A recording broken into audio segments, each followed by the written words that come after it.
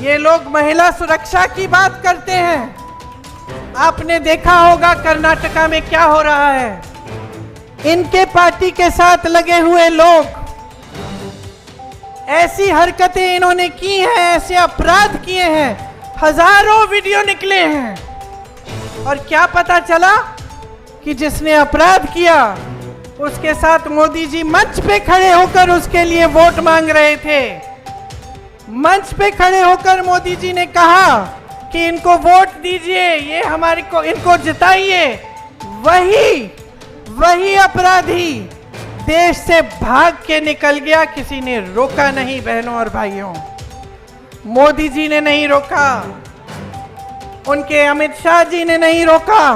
कहते फॉर्म भरो, मेरी बहनों को कहते हैं फॉर्म भरो, नहीं तो वोट दो, नहीं तो 1200 रुपए नहीं मिलेंगे। कहते हैं ना, आए हैं ना फॉर्म भरने। आप अगली बार आएंगे ना आपके घर तो आप उनसे पूछिए 1200 रुपए से आज क्या मिलता है। एक सिलेंडर भी नहीं मिलता है, समझे आप। आपको 1200 रुपए देने की बात कर रहे हैं। आज आपको 1200 रुपए में उन्होंने ये स्थिति बना दी है आपकी। कोई पूछने वाला नहीं है, ना आपकी असम की भाजपा की सरकार पूछ रही है और ना मोदी जी की केंद्र की सरकार। आपके यहाँ भाजपा के कार्यकर्ता आते हैं, कहते हैं फॉर्म भरो, मेरी बहनों को कहते हैं फॉर्म भरो, नहीं तो वोट दो, नहीं तो 1200 रुपए नहीं मिलेंगे। कहते हैं ना, आए हैं ना फॉर्म भरने। आप अगली बार आएंगे ना आपके घर तो आप उनसे पूछिए 1200 रुपए से आज क्या मिलता है। एक सिलेंडर भी नहीं मिलता है, समझे आप। आपको 1200 रुपए देने की बात कर रहे हैं। आज आपको 1200 रुपए में उन्होंने ये स्थिति बना दी है आपकी कि आपको एक सिलेंडर नहीं मिलेगा, कुछ नहीं खरीद पाओगे उस 1200 रुपए में।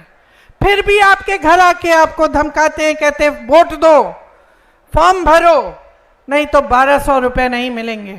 आपको मालूम है कि कांग्रेस पार्टी की गारंटी है, कांग्रेस पार्टी की गारंटी है कि मेरी बहनें, जो परिवार में सबसे बड़ी महिला है उसको 8500 रुपए हर महीने, साल में 1 लाख रुपए आपको मिलेंगे। क्योंकि बोझ आप उठाती हो। मैं महिला हूं, मैं समझती हूं। महिला चाहे बड़े घर की हो, चाहे छोटी घर की हो, चाहे गरीब हो, चाहे बहुत रईस हो, महिला हमेशा समाज का बोझ भी उठाती है और समाज की परवरिश भी करती है। नई पीढ़ी को तैयार करने वाली मेरी बहन मेरी महिला है। सबसे ज्यादा मेहनत करने वाली महिला है।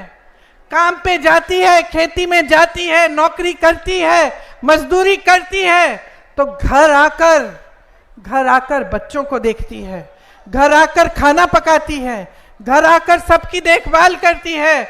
जब तक आप सब सो जाते नहीं हो, जब तक पूरा परिवार चैन से नहीं सोता, तब तक मेरी बहनें नहीं सोती हैं।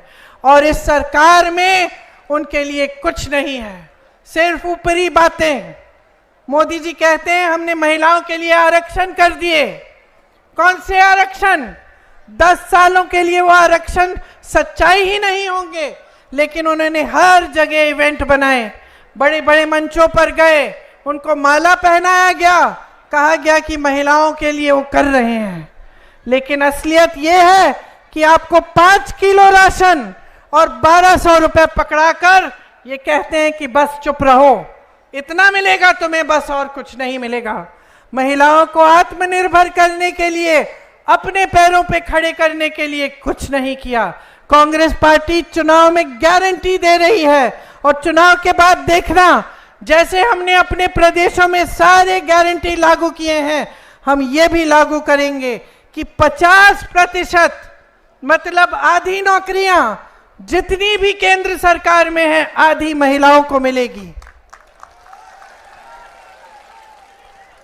ये लोग महिला सुरक्षा की बात करते हैं। आपने देखा होगा कर्नाटका में क्या हो रहा है। इनके पार्टी के साथ लगे हुए लोग ऐसी हरकतें इन्होंने की हैं, ऐसे अपराध किए हैं, हजारों वीडियो निकले हैं। और क्या पता चला कि जिसने अपराध किया उसके साथ मोदी जी मंच पे खड़े होकर उसके लिए वोट मांग रहे थे। मंच पे खड़े होकर मोदी जी ने कहा कि इनको वोट दीजिए, ये हमारे को इनको जिताइए।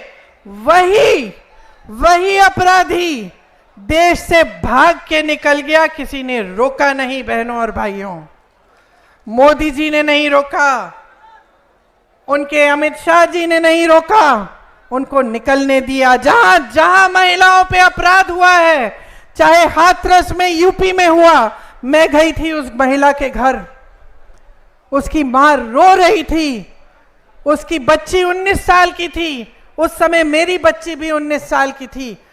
उसके साथ सारी गलत हरकतें करके उसको जलाया गया, माता पिता को उसका शव भी नहीं देखने दिया। उसके बाद उन नाव में ऐसा हादसा हुआ एक महिला के साथ, उसको भी जला दिया गया। ये लोग कुछ नहीं बोले, मोदी जी कुछ नहीं बोले, बल्कि इन्होंने अपराधियों को बचाने का काम करवाया।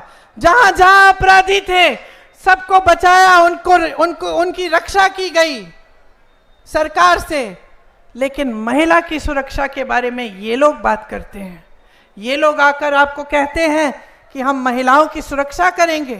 किस मुंह से करेंगे बहनें, किस मुंह से? हाथरस में नहीं की, उन्नाव में नहीं की, मणिपुर में एक जवान की बीवी को निर्वस्त्र करके सबके सामने चलाया गया। सबने वो वीडियो देखा कि नहीं? सबने देखा। मोदी जी ने देखा होगा ना, अमित शाह जी ने देखा होगा ना, तो चुप कैसे हो गए? बचाने नहीं आए, कोई कार्रवाई नहीं हुई, आंख मूंद दी, मुंह इस तरफ फेर लिया। पूरा देश देख रहा था, महिला को बचाने नहीं आए। जहां जहां अपराध हो रहा है वो अपराध होने दे रहे हैं। ओलंपिक की हमारी मेडलिस्ट थी, जब मेडल जीत के आई मोदी जी के घर गई, मोदी जी ने बुलाया उनको चाय पिलाई, उनके साथ फोटो खिंचाई। सारी मीडिया में ने लिखा, देखो मोदी जी के काल में इंडिया मेडल लेके आ रही है ओलंपिक से। जब वही महिला सड़क पे उतरी, जब उसी महिला ने कहा कि मेरे साथ गलत हुआ है, मेरे साथ गलत हुआ है, मोदी जी मेरी मदद कर दीजिए, जो आपकी पार्टी में नेता है उसने किया है, तो मोदी जी ने एक लफ्ज नहीं कहा। वो बच्ची बैठी रही सड़क पे, मैं उस बच्ची से भी मिली, मैंने उससे बात की, उसने कहा मुझे कुछ नहीं चाहिए, मुझे न्याय चाहिए दीदी। लेकिन मोदी जी ने न्याय नहीं दिया, अपने घर से नहीं निकले। वही हालत जो महिलाओं की है, वही हालत किसानों की। किसानों ने आंदोलन किया, मोदी जी अपने घर से नहीं निकले। 600 किसान शहीद हुए, मोदी जी ने एक लफ्ज नहीं बोला, मिले तक नहीं कि उनकी सुनवाई हो जाए, कि वो जो काले कानून, किसानों को खत्म करने वाले कानून थे, उनको ये हटाएं। आज चाय के बागानों में आप मजदूरी करते हैं। मैं पिछली बार चुनाव में आई थी, मेरे ख्याल से 2 साल गुजर गए होंगे। उस समय से समस्या थी कि आपका जो वेतन है वो बढ़ाया ही नहीं गया। मैं चाय के बागान में गई, महिलाओं से मिली, उन्होंने मुझे अपनी समस्याएं बताया कि कैसे पूरे दिन काम करती हैं, कभी कभी टॉयलेट भी नहीं होता, उनके लिए दूर होता है, उनको जाना पड़ता है चल के, और इतना कम वेतन मिल रहा था। उस समय उनकी मांग थी कि हमारा वेतन बढ़ाया जाए। 2 साल